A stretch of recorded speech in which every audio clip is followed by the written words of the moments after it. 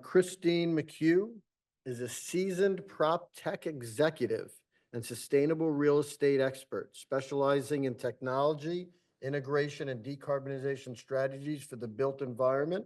Christine is the co-founder of AMPT Advisory Services and CEO of White Strand Development, where she leads efforts to support organizations in achieving net zero transitions and sustainability compliance. With over 3 decades of experience, Christine has worked with Fortune 500 companies to implement energy-efficient building systems, optimize asset performance, and mitigate environmental risks. As a certified WBE and a global ambassador for GPM, she has established herself as a leader in the real estate industry, driving impactful change through innovative strategies. Let's welcome Christine to the platform.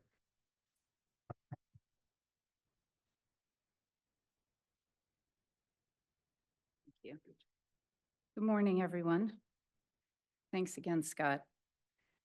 I really wanted to, gauge this discussion around opportunities, and I'm going to bring it back to Local Law 97 and functional implementation.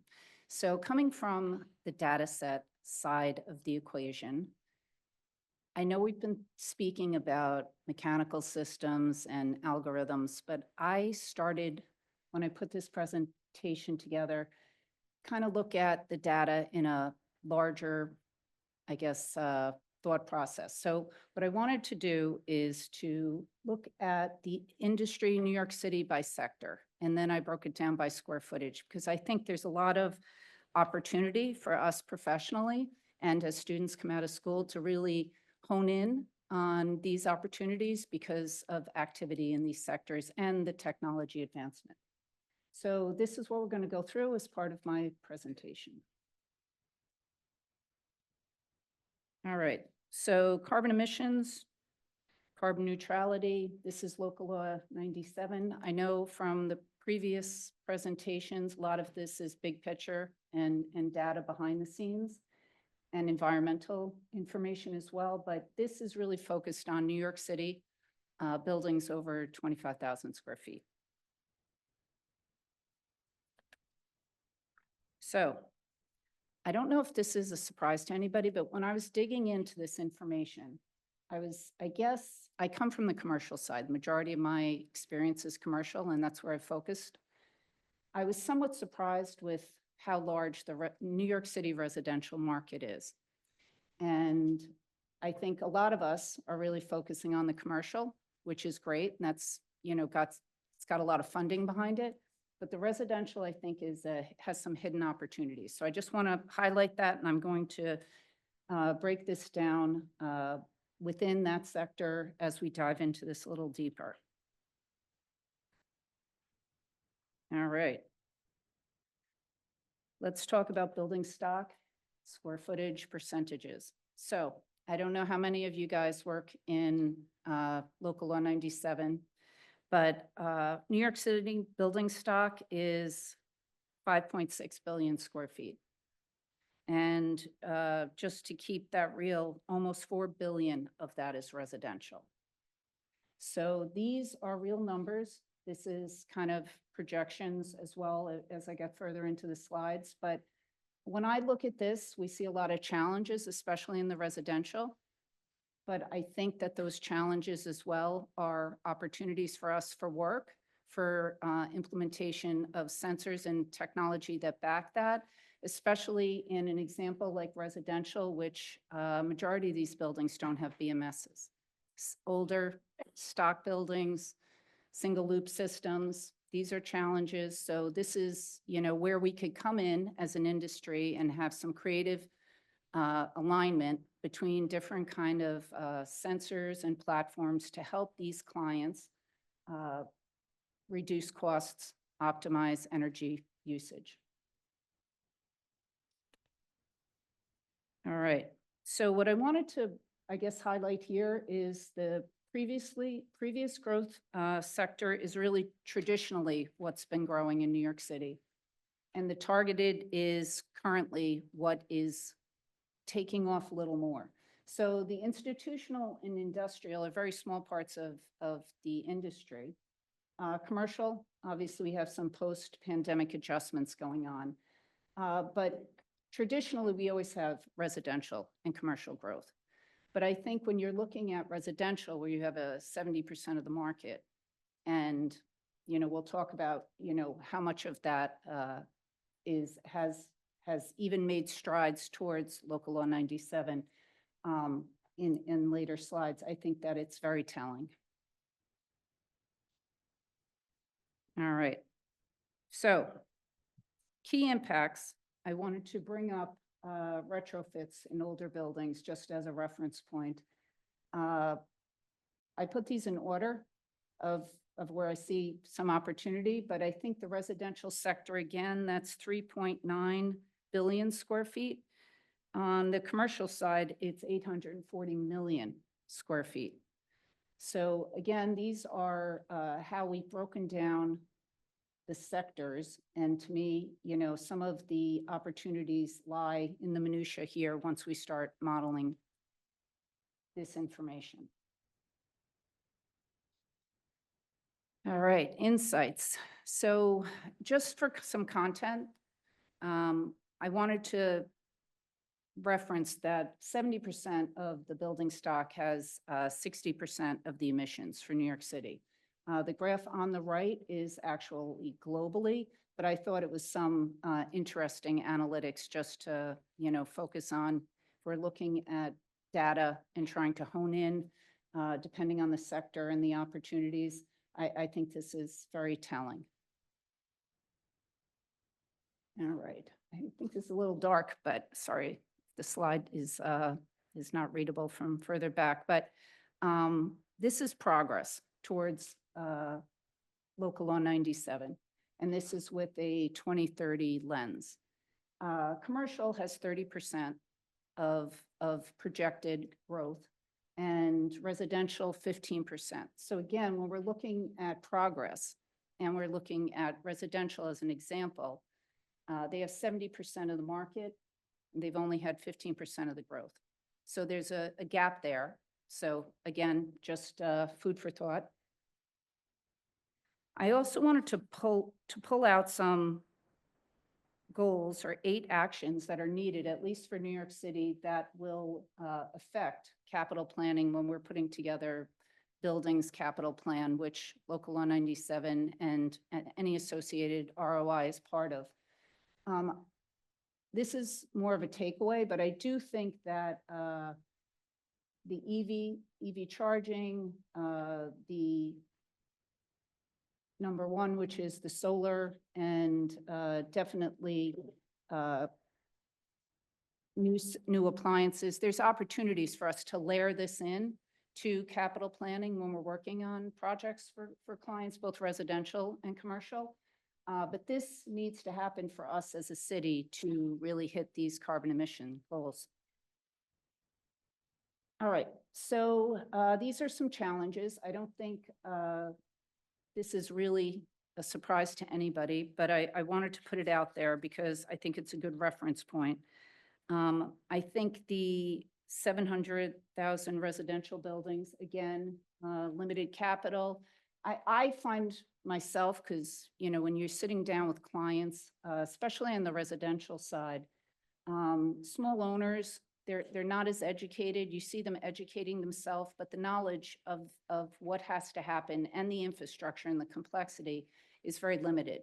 So as a professional, you find yourself really educating some of your clients to try to get them to where, you need to go or where they need to go so that they're not in jeopardy of having fines. All right, that's better. All right, so what I did within residential is I tried to give a bit of a breakdown.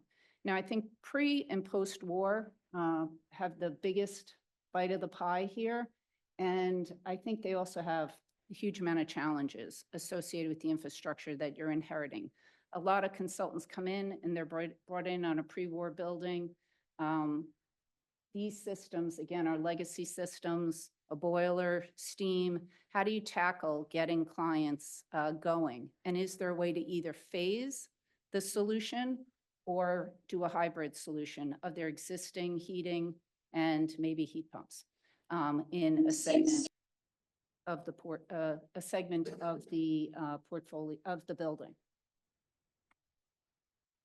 All right. So again, just more detail on pre-war, post-war, single family. And again, some of the conditions we inherit when we're looking at these type of buildings. And again, as we get further into my deck, they'll give some case studies with, at least on the pre-war, of some solutions that have been implemented. All right. So residential sector, I think we touched on it a little bit, but they're often the hardest to retrofit and a lot of outdated infrastructure. And on the post-war, they could be slightly more adaptable. But again, we're looking at older buildings that have very similar challenges. So again, there's opportunities with tax credits and potentially, I guess when we talk to NYSERDA and Con Ed with rebates and incentives, but this is really the bulk of the building stock in New York City.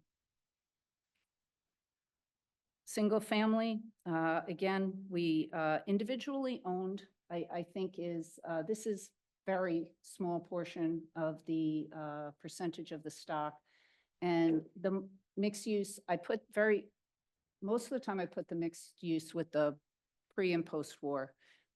Similar challenges, but again, I think that with the mixed use, there's some opportunities for splitting or a hybrid of the infrastructure of the building to maximize ROI for the owner. And then we have public and luxury. So you would think that something like a luxury residential wouldn't have as many needs, but I do think that there's challenges even with clients that have a lot of money, that they still, retrofits are still disruptive. One thing that I didn't touch on because I dove right in is the fact that these are all occupied buildings on the residential side and mostly in the commercial side as well. When we're retrofitting in occupied buildings, it's very disruptive. And when people are coming up with solutions to understand how to do cutovers and things like that, it's just very tricky. So, all right. I wanted to bring up the heating system breakdown. And I think that this is more of an overview, but I think that steam is an example and the forced hot air of scenarios that we see on a regular basis. And what we normally do with our baseline data, we have an infrastructure assessment done to even start Local Law 97, to even get your rating. What a lot of people don't do is an envelope study. What I do is both. We do an infrastructure on all the systems, and then we do an envelope study, and then we blend them together to come up with an updated capital plan for those clients, both commercially and residentially. All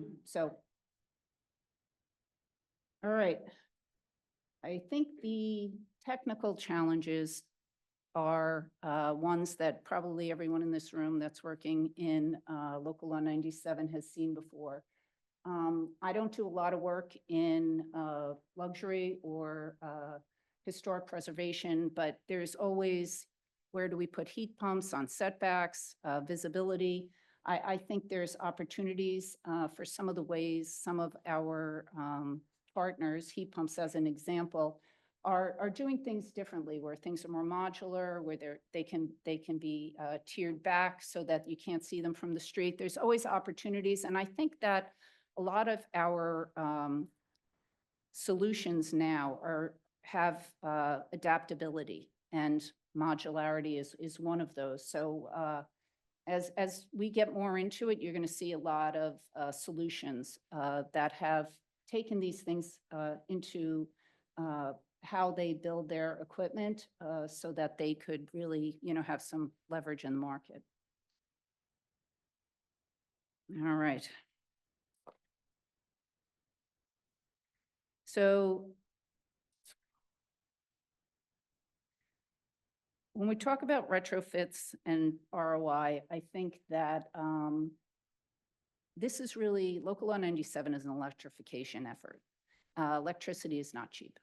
So a lot of times when we do capital planning and we're looking at bringing electrification to a building and them coming off of fossil fuels, their initial return on investment, is, they're paying more on operating costs.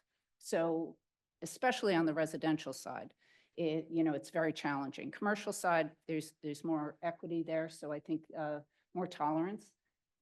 But either way, these are some challenges on the residential side that you'll see, and obviously, sometimes you'll boil it down to the retrofits versus new construction. We're going to see a bit of that, where does it make more sense to take a building down and build a new one? Obviously, I think that has its pros and cons as well. All right, so technical solutions for the building envelope. I think that the insulation strategies, which are 35% of the projected heat loss, I think that's where I start. I normally look at where we have the greatest value to add, both, again, commercially and residentially. And the roofs being the last, but I think that there's certain things that you'll see, like the air sealing, it's very cheap. When we do an envelope study and we see, caulking or something around windows and doors, a lot of that isn't necessarily like you have to upgrade all your windows. I think that some of this is low hanging fruit. So I go through a plethora of detail like this with the clients, so that we can really flesh out opportunities for them to be thinking about how they can cut back on their energy bills, but not necessarily do it, all at once, where they put some money in a capital plan for, a year, 18 months, and then there's a 3-year, and the bite at the apple is continues, but they get more ROI as they get deeper into the solutions. All right.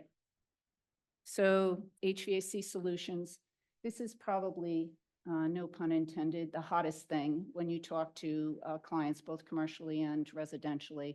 But I think heat pumps are a great solution. I think especially when we're thinking about single loop buildings and maybe cutting back a portion of that loop to bring in something like heat pumps, and I consider that a hybrid solution. A lot of times people think it's all or nothing, and I think there's a way to get clients who don't have a lot of capital put aside for these things to be able to get them to their they might be a D or, a C- or something with their building, to keep them ahead of being fined and eventually get there, but at a slower pace. All right, electrification roadmap. I mentioned this earlier, but I think the energy audit and the envelope study are the first two things that have to happen. That established baseline information, and you're really looking back at a lot of systems in these scenarios don't have a BMS.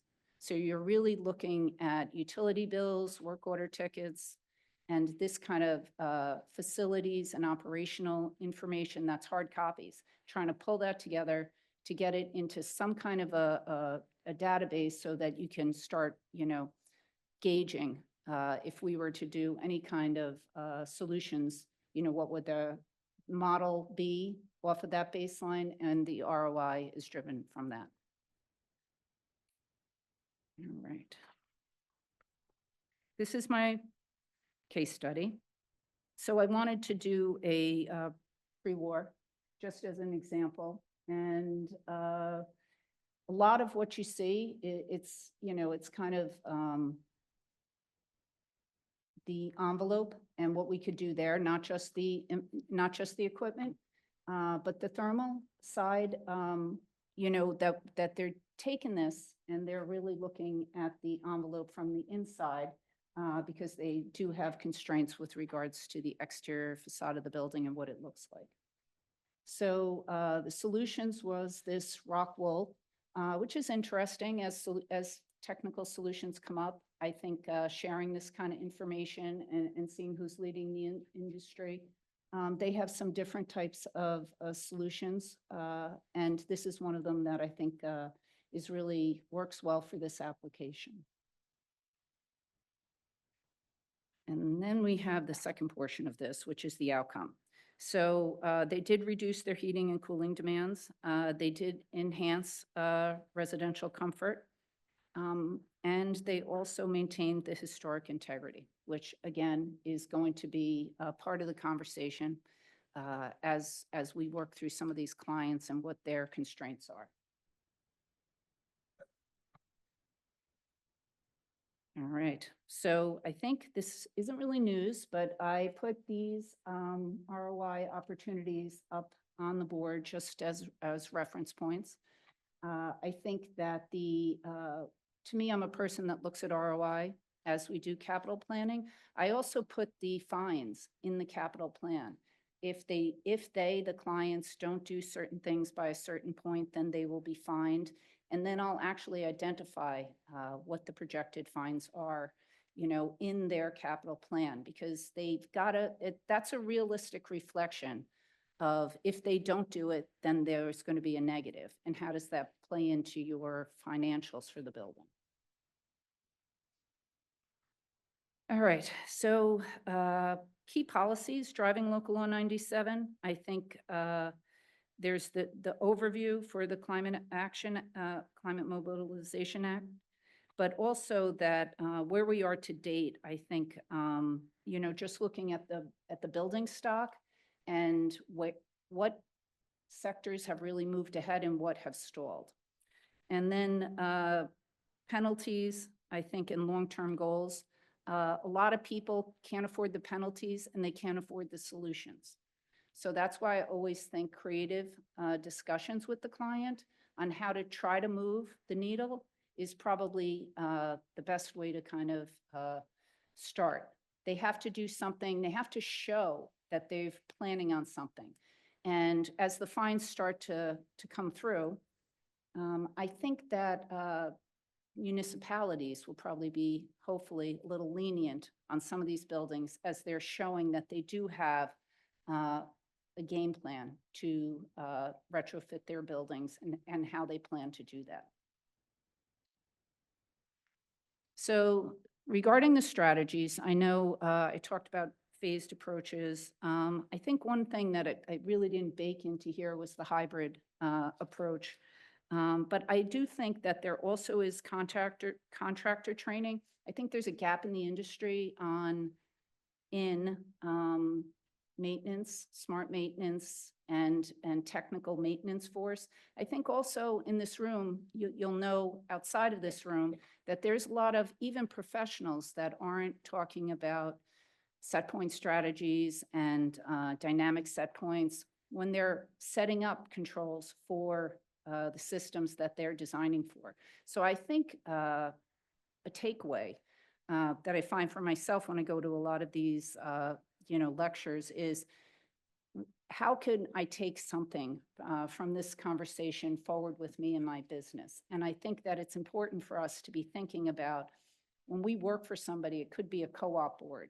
We are leaving and our system is going to remain. How could we both educate them on the now, but then try to set them up, their maintenance contracts up. I'd like to actually bid maintenance contracts when I go out to bid with my RFP for the construction of these upgrades. And even though it doesn't come out of the capital project budget, it'll come out of an operations budget, but they could use the operation, that cost of the maintenance contracts to project forward. It's also a really good time to train the maintenance team. Some of these buildings have existing maintenance contracts. I would like the maintenance vendor to be part of the commissioning of new equipment so that they're trained as they're going in, and even potentially have the design team or the manufacturer of a piece of equipment bridge after their installation to come back in 3 months or 6 months and look at the equipment, read the data, go over it again with the team on the field, in the field, to make sure that they are really understanding the equipment. Because we could set standards, we could design something and commission it, but if we walk away and the maintenance and operations folks are making human adjustments that actually skew what we had projected as the ROI, because obviously they think this would work better. A lot of times it does not, and it hurts the overall cost of the equipment, and the ownership won't see the value and then they'll think that it wasn't designed properly, which a lot of times it's not the case. All right, so ASHRAE members, knowledge development, I'm big on learning and sharing. So I think that's, to me, next steps as an ASHRAE member, what some of our takeaways are. I do think advocacy roles are key. I think sharing, educating, mentoring are all part of this, but there's a lot of gaps in the industry and a lot of human gaps in the industry, both on the consulting side and on the maintenance and the side that's going to come in and maintain the equipment. So just food for thought. I do think that collaborative partnerships are another opportunity. I've recently been seeing a lot of heat pumps RFPs come through. I think there's things that even increase ROI with the heat pumps that are other sensors and devices. And when a heat pump provider comes to you with their solution as an engineer, I would potentially partner with somebody and put it as an alternate on my RFP so that it can show us that you might spend a little more money, but you're actually getting another 3 to 5 years ROI on that for your local law 97. So just food for thought. All right, I've got my questions here. The one thing that I didn't touch on, and I should have had a slide on, was carbon emissions and the water systems in the building. I know we've been very heavily focused on heating and cooling, but I do think water uses between 10 or 12 and 15% of energy. So I think there's an opportunity on the water system side. Doesn't get a lot of focus, but I do think that there are strategies around low flow fixtures and heat recovery and things like that. So I just wanted to touch on it. Apologies again for not including a slide on it. But I was asked to include my questions at the end. So a little more, I guess, long-winded. So I don't know if you want me to read them all, but Fine, we have yeah. some time. Oh, we do? Please. Okay. I feel like an auctioneer. What engineering approaches can be used to retrofit steam systems in pre-war multifamily buildings to improve energy while maintaining compliance? And how do advanced sensors technology help optimize operations in these aging systems? So again, I'm not looking for an answer, but I think this is food for thought of optimization and opportunity. Question 2 is, given the often poor insulation and the air sealing in pre-war multifamily, what specific insulation or air sealing solutions are most effective? And I used one of them as an example in my case study. So I think that just wanting you guys to think differently about that. I don't know what happened. My 3 became a 1, but in post-war multifamilies, how can heat pumps or on-demand water systems replace traditional boilers and hot water systems to reduce carbon emissions? Again, I know there are some heat pump guys here, so I'm sure you'll be dying to answer that question. 4, what is the most challenging, most common challenge in optimizing HVAC in post-war multifamily? and that lack control systems. I talk about this a lot. I've lived in 30-plus years of working in commercial global real estate teams, and I'm doing a lot of work now on the residential side. There's such a gap because you don't have the data. So again, one person's gap is the rest of our opportunity.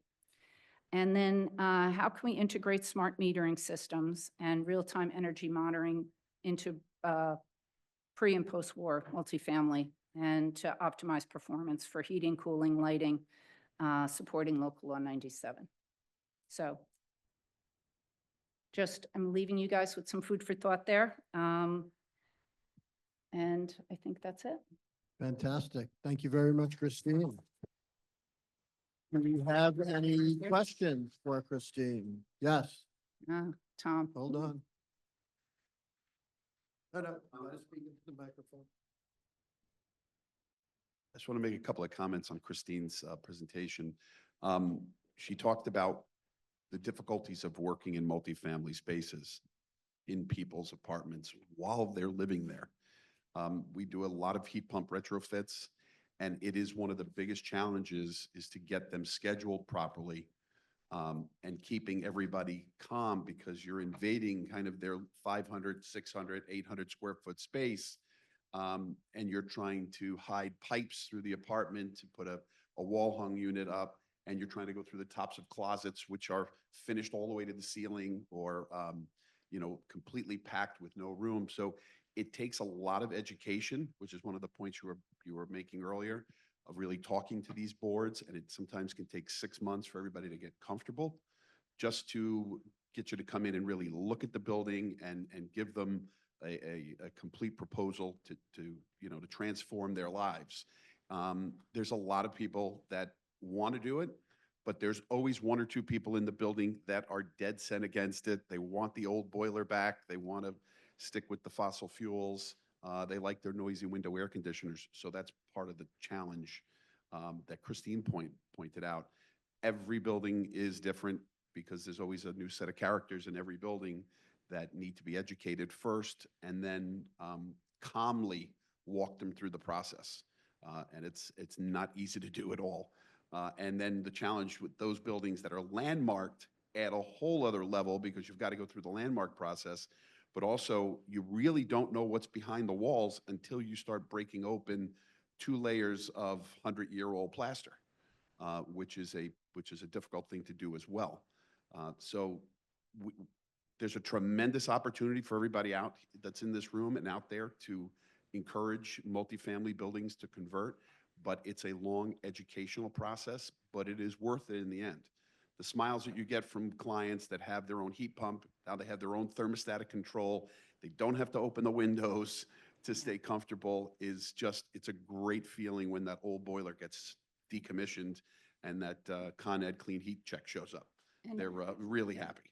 So I would just encourage you to keep going. To add to that, I think residentially, what people don't realize, and it's hard to quantify, is the equity of the asset. And ownership, yes, it's disruptive, but I try to talk to the boards about, what their cost of their units should be. Their operating costs are now much lower. And then they also have an opportunity to be selling at a higher price point. So it makes them, more competitive in the market.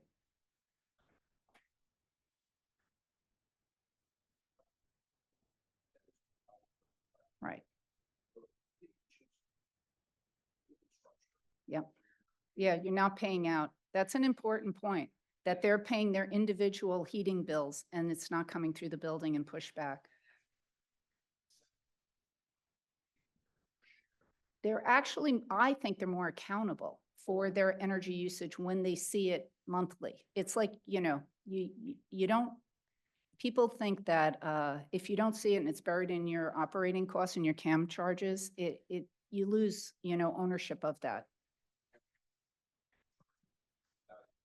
Yep, directly, I agree. Hi, Brandon. Hey, Christine, great presentation. I'm only bringing this up because I have had personal conversations with you about it before, and I love to see the passion that you speak on it.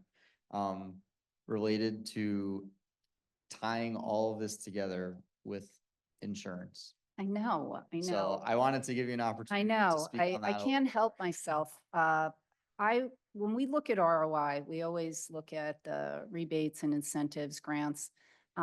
Recently, I'm on the board for the US PropTech Council, and I'm a co-chair of the Climate Committee. And part of one of the things that I'm really focused on is setting up insurance standards in PropTech and aligning sectors with insurance risk reduction strategies.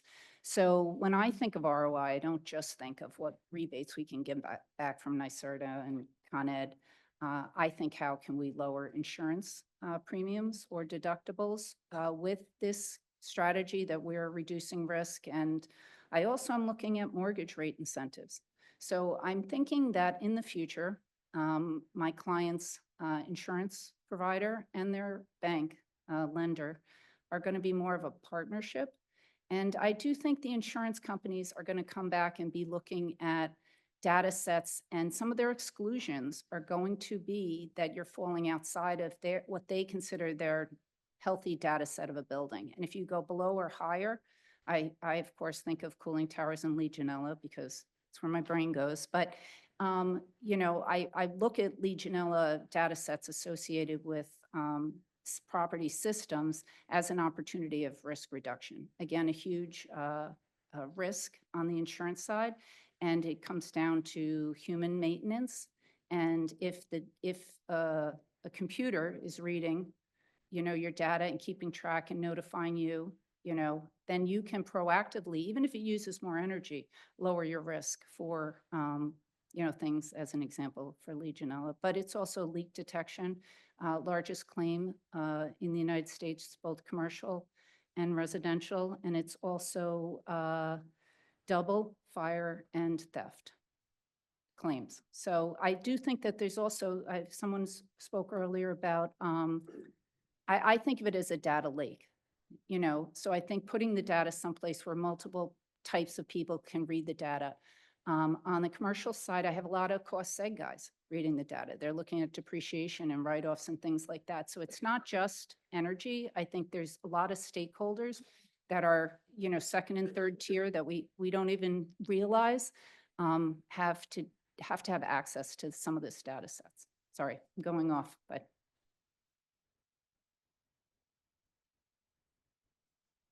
I see two over here. The guy that's standing, you want to start? No, sorry. Mike, I'll steal his for now. But really quickly, and not to be devil's advocate, I'm 100%. First of all, thank you for the presentation. Very well presented, and we've seen this information before redundantly, but it's very clear in action items today, and we have work to do. But I'm going to get you the other side a little bit, so forgive me. But is there a fear of the grid handling all this electrification? That's one of the fears of people, going full electric. That's one aspect to this question. And the other side is the increase in cost. You said electricity is expensive. So if everyone's, it's not really incentivized right now to go Agreed. fully electric, Yeah. right? Con Ed offered me for my house to go full heat pumps and rip out your boiler, and we'll pay basically for a huge portion of the heat pump installations. And I did it, and I threw the boiler out, and now my bill is through the roof, and I'm not fully solar, so it is Yeah. very, very expensive. So we're all going in for one goal, the net zero and everything together, but at the same time, somebody's winning more than others here. Yeah. Is there anyone from Con Ed in the room? I did see So- someone from Con Ed earlier. So I just want to, that's No, kind of it's true. It's a loaded question. I just wanna- Electricity bills are going up, and the grid, and I think there's a lot of solar coming into the grid, at least in New York City, target for 2030. We have some NYSERDA folks that are really in that space that probably could speak to it better than myself. Battery storage, these are all opportunities now of work for all of us as well. I do think when you talk about EV and, where the charging or, where that's going, I think it just adds, of course, decarb is the goal. but it's going to have a price point, and we're there now. We're in the middle of it, so navigating that is a challenge, and it's not cheap. Go ahead. You want to? Hi, thanks for the presentation. During your presentation, you mentioned a few times that these buildings don't have BMS systems, but I was hoping you'd touch a little bit more on the Internet of Things, right? The smart switches, water valves, especially in multi-residential buildings. One person may be consuming more than their fair share, and, these things may help with that. How? Yeah, I think, the heat pump example, that we touched on, does actually give you, per unit zoning. So that's helpful.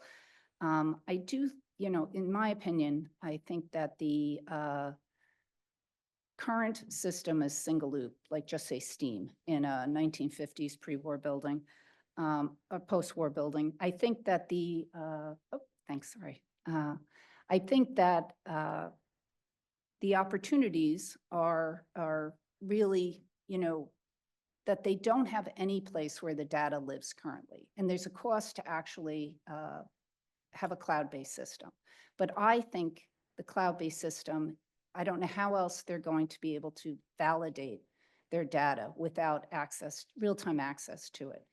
And I think that the people that don't have BMSs are kind of blind to the minutia, and that detail is really what's driving up their energy costs.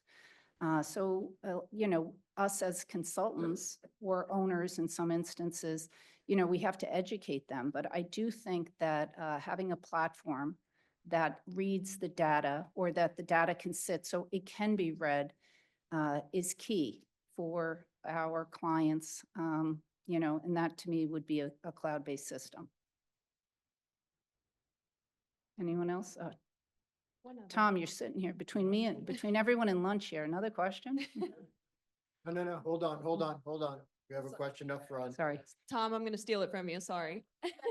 Thank you. So I just wanted to respond to your point you brought up before really quickly, and then I have a follow-up question. Promise I'll keep it short. I know we're hungry.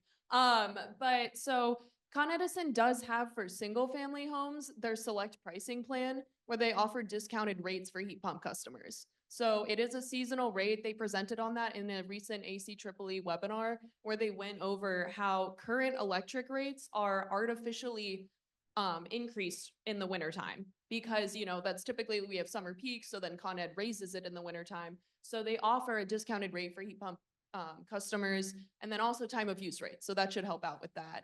And then other question I had, or kind of comment and question, on the advocacy point and the call to action that you did. So it's my role. I'm the advocacy manager at Taken. So doing a lot of engagement, trying to bring that to other building sectors away from residential and into multifamily and commercial and industrial and everything. But then I'm curious, you brought up also a great point on the need for auditing and really energy modeling beforehand, going back to the original presentations. I'm curious, as a developer, have you engaged in sort of this more connected energy modeling when you're looking at things? So that idea of whether it's, campus style of buildings that are connected or even community energy modeling looking forward, helping back to the grid point on resiliency there. Yeah, professionally, I haven't, but I do think that that's the next step for where things are going. I think that some of my clients, and you model a building, but it could be in a campus. It doesn't have to be in another side of the country. And, it's just, even within a building, a lot of the systems age differently. And I do think that there's some, some updates that may need to be just brought into the equation to get the correct baseline. But that's where the work is, getting some clean data to start with. So thank you. One more comment. To really have a successful heat pump conversion, you should have an air sealing strategy for the building. Every building we do, every landlord, every owner says, we're gonna weather strip the front door. I come back 6 months later and then you could still slide a small child underneath the gap. Yeah. This is the number one thing you have to do if you're going to do a heat pump retrofit in any of these buildings. Difficult to get insulation in, but a air seal is important. They live in a tent on Mount Everest with a little heater, because there's a bubble of warm air. It's there's no thermal boundary, but there's an air boundary. If you air seal, you'll have a much more successful project. Yeah. And you pointed that and out earlier. I think with the envelope study, I use drones and thermal cameras to scan the buildings. And I also take that and actually give it to the operations folks for their local law 97 work, which I think should be using that kind of data analytics. I think there's one thing, the reading from the systems, but I think the solutions or the tools we're using to analyze the building are also very powerful on a lot of different levels. All right. That's great. Thank you, Christine. All Another right. hand. Thank you, everyone. Fantastic.